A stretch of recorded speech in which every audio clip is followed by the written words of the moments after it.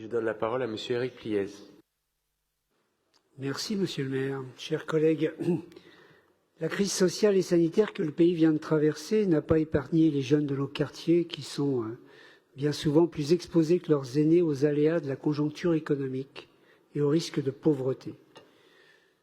Nous restons tous profondément marqués par les files d'attente devant les distributions alimentaires et les conséquences des confinements successifs sur la santé psychologique d'un grand nombre d'adolescents, de jeunes adultes, en particulier au sein des familles modestes et dans les quartiers prioritaires.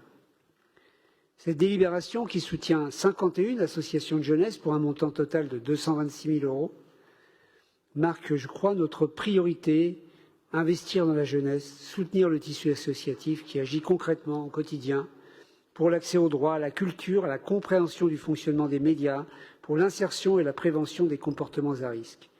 Ainsi, dans le 20e arrondissement, où 20% de la population a moins de 20 ans, 8 associations sont soutenues dans ce cadre, avec notamment la 20e chaise pour ses projets de médiateurs, animateurs et jeunes en mouvement, Archipélia pour l'accompagnement de jeunes dans leurs projets personnels, ou encore Belleville citoyenne pour des ateliers d'éducation et de création multimédia.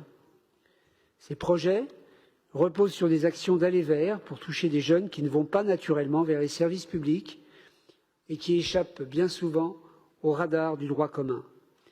Ces projets permettent de lutter aussi contre le non-recours aux prestations et aux services publics qui touchent plus fortement les moins de 30 ans que le reste de la population. Et ces projets s'appuient sur ce qu'on appelle l'empowerment, c'est-à-dire s'appuyer sur l'expertise des jeunes en développant leur participation.